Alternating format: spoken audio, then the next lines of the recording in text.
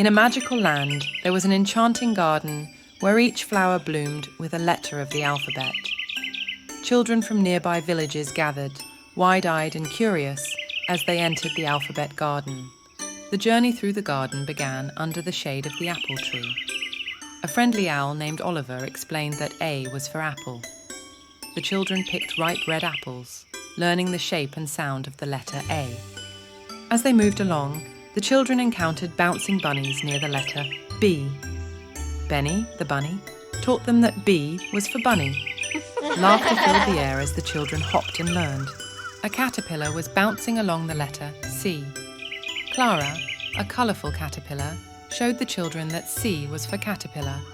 They giggled and chased the caterpillar while learning the letter C.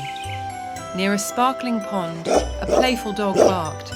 Daisy, the dog, jumped and played, learning that D was for dog. The children danced and petted the dog.